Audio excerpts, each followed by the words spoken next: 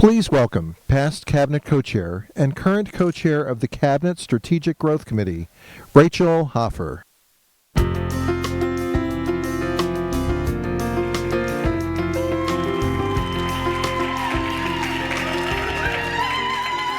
Thank you all for coming out here to the West Coast to be together. This is the first ever Cabinet Retreat in Carlsbad, California. And welcome to all of you. It's great to see you here. I've missed this terribly, and to see all of you here and so many first and second years is really incredible. Today we have the opportunity to speak with two incredibly accomplished Jewish leaders. And they're going to share their stories, their lessons, their passion, their perspective and leadership. And I would like to welcome to the stage Carolyn Gitlin, who is the chair of National Women Philanthropy, and Jeff Schoenfeld, the chair of Israel and Overseas.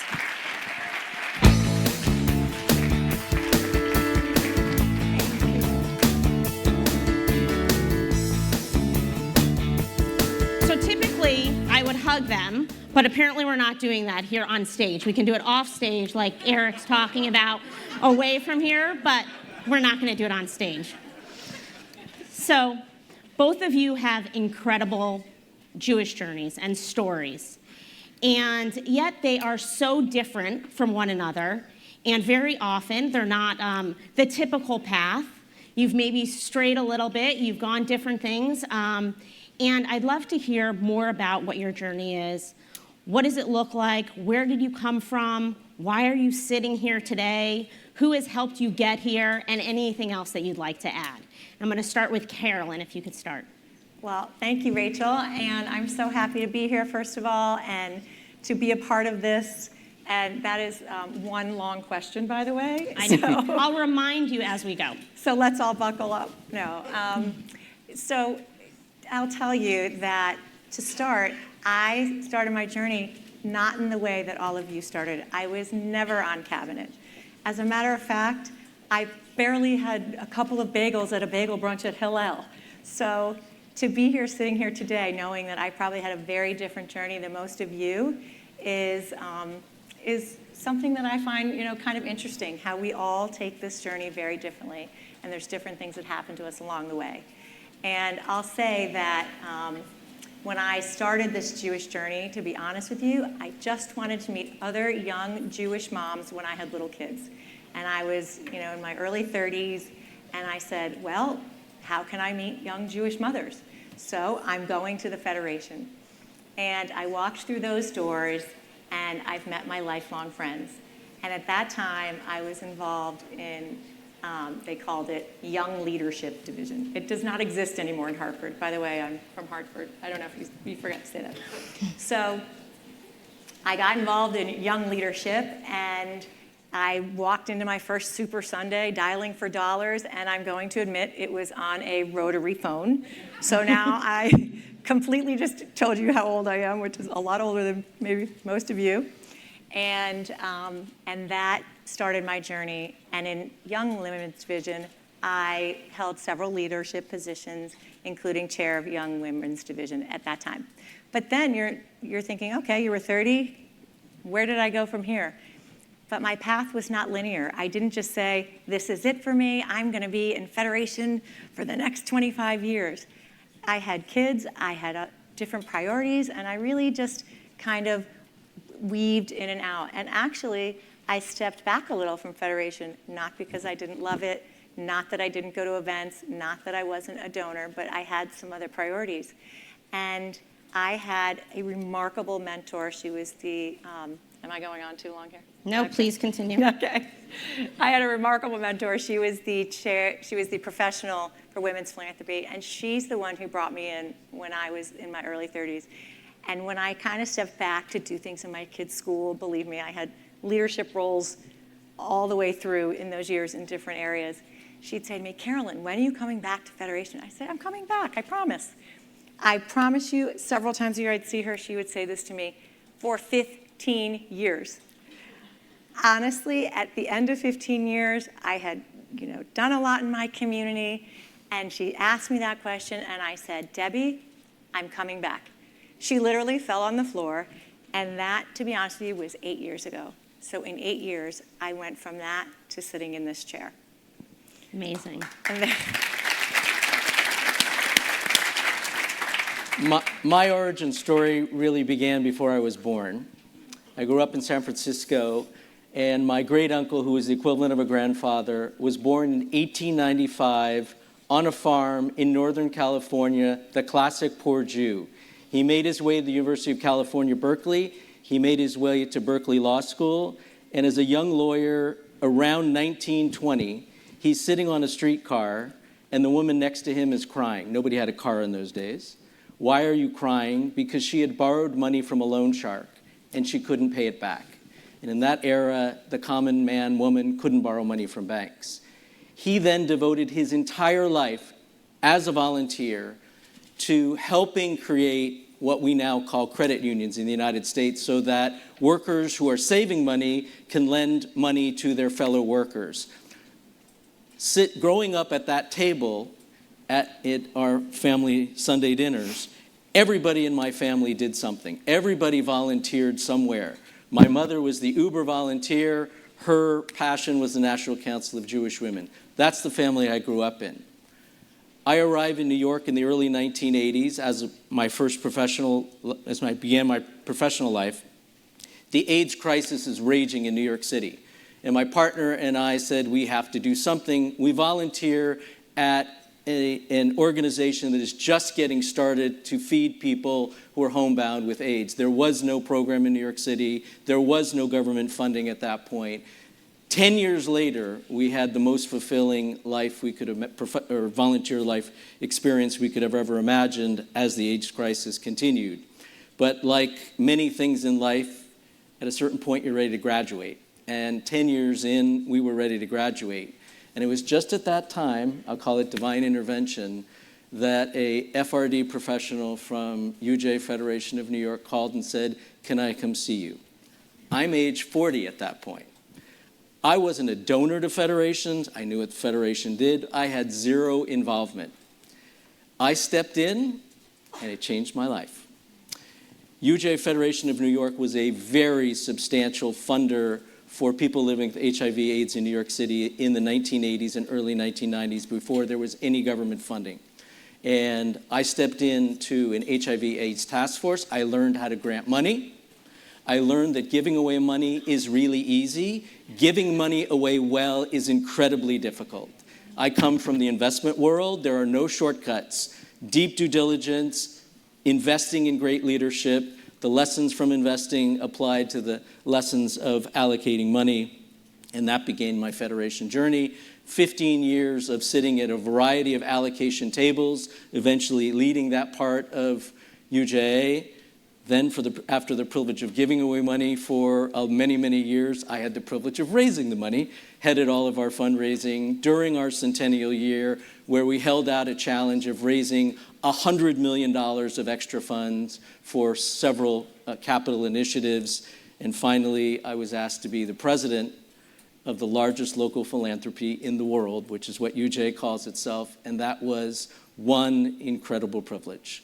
And I'll just finish by saying that incredible board and leadership set of responsibilities have been a little bit of a launching pad for me of doing a lot of other things now. I'm the immediate past president, not a lot of responsibility in that, but I am now the head of Israel and Overseas Committee at JFNA, which I just began in July and greatly look forward to. A lot of work to do.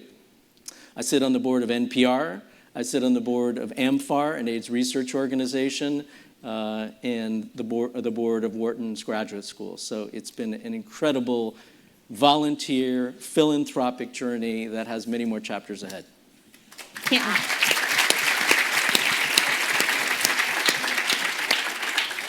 So this one's a little bit shorter, Carolyn. Okay. If you had to explain your Jewish journey in a 6-word memoir, so that's short. Really? How are you going to explain it? What do you say? So I was thinking about this because she kind of told me about this question. And I'm like, this is a crazy journey. Nope. How did I get here? Nope. I walked through the Federation doors. That's how I would title my memoir. Did you just want the title? You want more than that? Because you did just ask for the title. You walked through the Federation doors, and you're still here, and you keep coming back. Yes. So what keeps you coming back? Really good question, Oprah.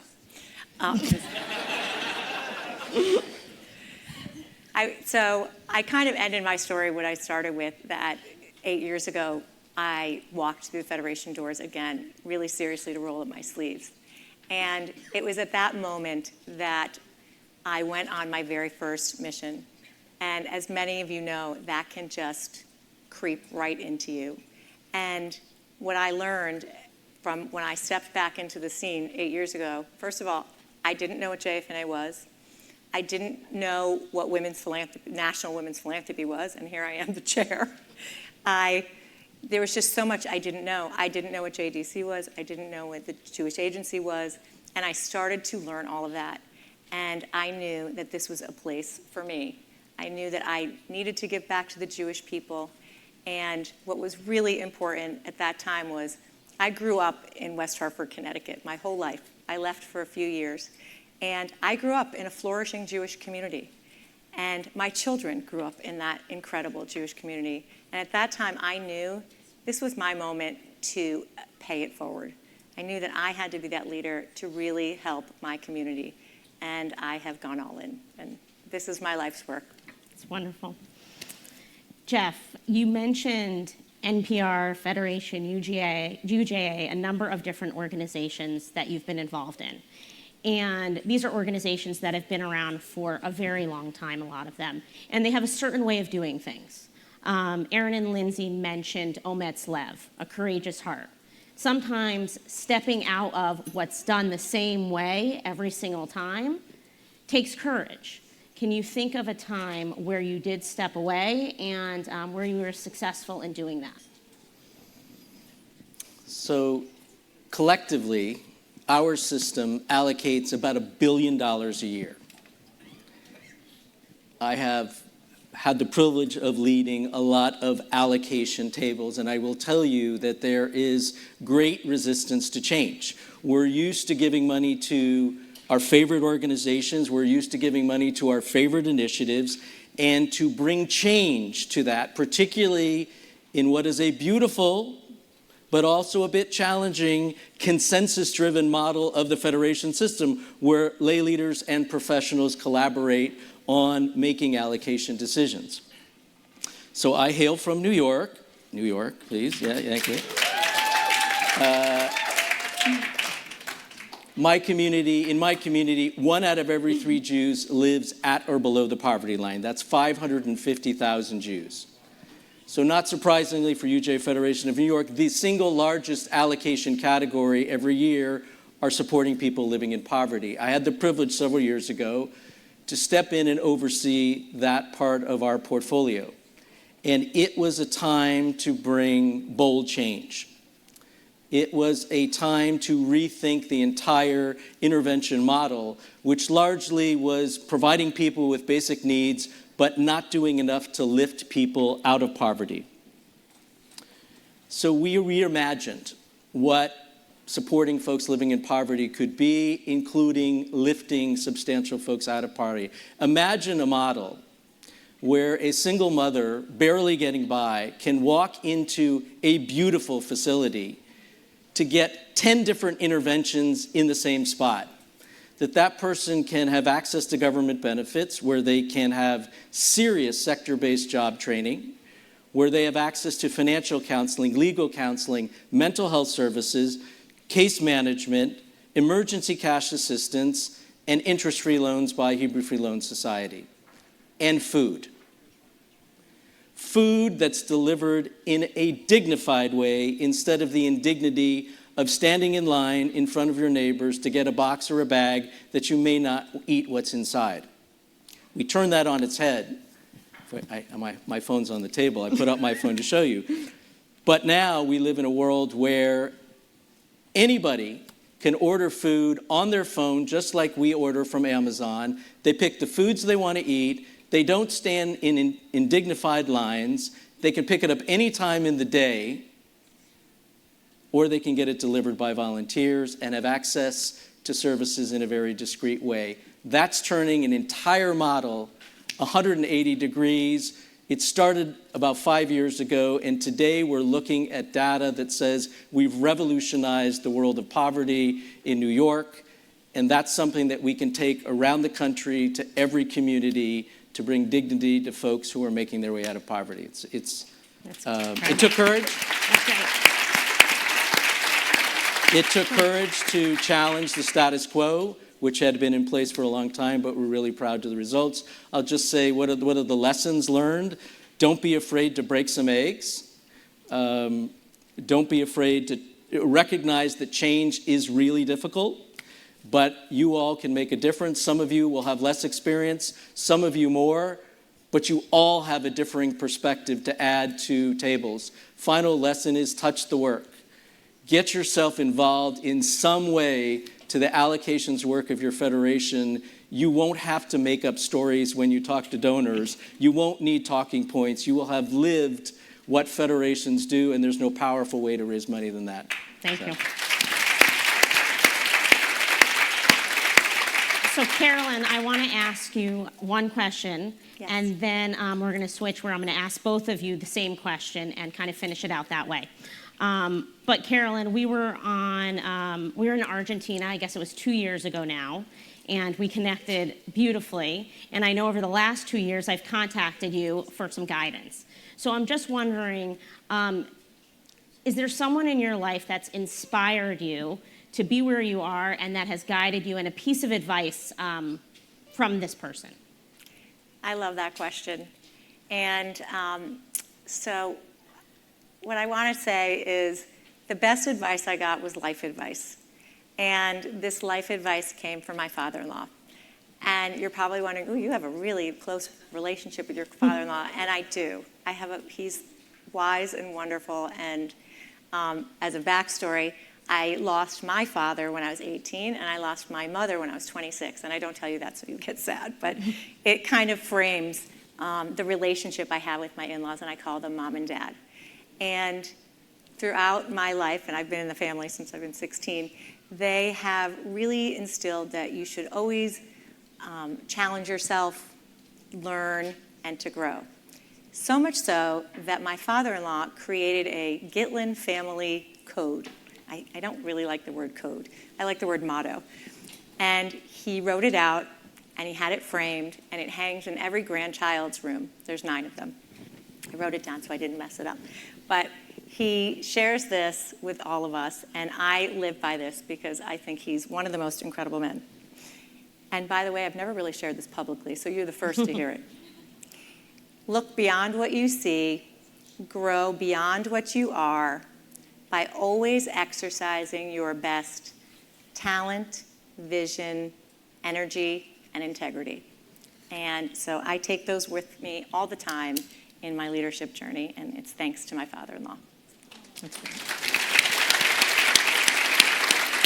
I'd like you to share it with all of us later. We'll get on a group text, and so that'd be fabulous. I'll have to ask him. So just to wrap up, 10, 20 years from now, we have around 225, 250 here in this room. What are they going to be doing for the global Jewish community in 10 to 20 years from now? What is advice that you have for them? You each have, I'm looking at the timer right here, you each have 27 seconds. So, Jeff. I'll go shorter and cede more time to her. It seems pretty simple. I envision a world where we are all sharing compassion, moral leadership, tolerance, and unity. That's excellent. That was beautiful. We should probably end on that, but I will give you my advice. By the way, I could give you tons of advice, so I want to meet you all later and we'll talk more. But there's this one quote that I think is so perfect for this moment and for all of you, and it has to deal with the theme of the conference, Omets Lev, and that is really courage. And I'll share it with you because I will tell you the truth. I end most of my speeches in communities with this quote because that's how meaningful it is and how it really pertains to the theme of your conference. And it's by Amanda Gorman. As you know, she is the Youth Poet Laureate who spoke at the inauguration. And she says, "There is light If only we are brave enough to see it. If only we are brave enough to be it. And my advice for all of you is be brave enough to be the light for the Jewish people. Beautiful. Beautiful. Thank you both so much. We appreciate you. Thank you for being leaders and for really sharing this time with us. Rachel, thank you. Thank you.